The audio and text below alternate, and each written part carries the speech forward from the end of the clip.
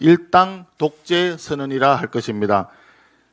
이번 민중기 특검의 통일교 편파 수사는 3대 특검이 정권의 하수인이자 야당 탄압 도구로 전락했다는 사실을 다시 한번 여실히 입증하고 있습니다. 민중기 특검은 우리 당 500만 당원 명부를 압수수색하기 위해서 국민의힘 중앙당사까지 들이닥쳐서 압수수색을 했었고, 표적 수사로 권성동 전 원내대표도 구속한 바가 있습니다.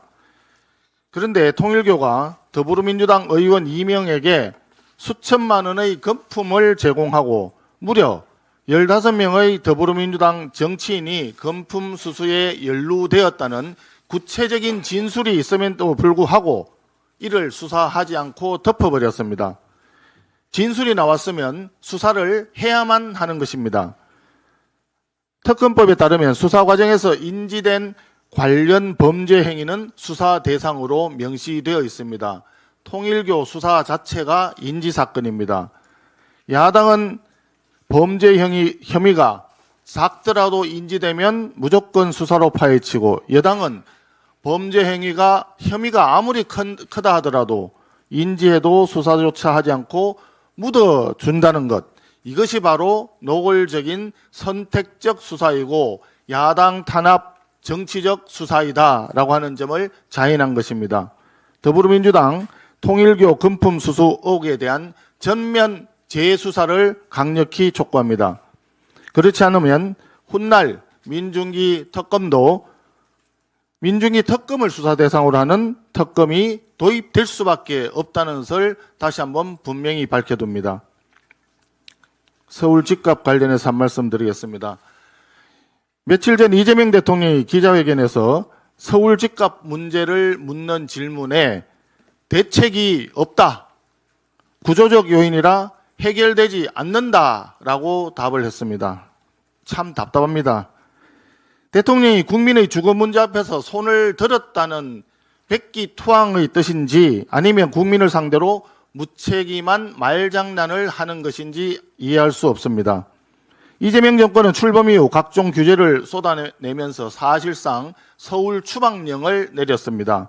그 결과 집 없는 국민이 월세 난민으로 내몰리고, 대출을 받아 집을 장만한 실수요자들은 이자 부담에 허덕이고 있습니다.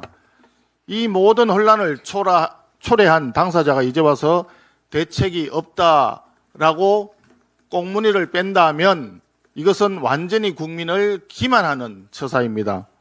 이미 수차례 지적했듯이 이재명 정부의 규제 일변도 정책은 극소수의 현금 부자만 살아남는 시장을 만들어버렸습니다. 1015 대책 이후 서울 매매 거래량은 무려 60% 가까이 사라졌지만 집값은 여전히 신고가를 양산하고 있습니다. 오히려 강남 3구 서울 주요 지역에서는 계속 집값이 오른다는 통계가 나오고 있습니다. 거래가 얼어붙자 고가주택만 움직이는 왜곡된 시장이 고착되고, 전월세 수요가 급증하면서 전세 가격이 한두 달 만에 1, 2억씩 뛰는 등 민생의 고통이 커지고 있습니다. 가장 절실한 실수요자들은 대출 절벽 앞에서 좌절하고 있습니다. 서민, 청년, 신혼부부는 정상적인 금융 거래조차 어려워졌고, 내 집 마련의 첫 걸음을 뗄 기회마저 박탈되고 있습니다. 여론조사 결과에서도 이 같은 현실은 그대로 나타납니다. 리얼미터 조사에서 부동산 정책 관련해서 무주택자의 54.7%가 정부의 부동산 정책을 부정적으로 평가했습니다. 평범한 국민들을 투기 세력으로 취급하고 주거 사다리를 걷어찬 이재명 대통령이 이제 와서 대책이 없다라고 고백하는 것은 무책임의 극치, 무능의 극치라고 할 수 있습니다. 이재명 정권에게 다시 한번 요구합니다. 서울 집값 대책 자신 없으니까 시장에 맡기시기 바랍니다. 이재명 대통령이 직접 국민 앞에 명확히 사과하기 바랍니다.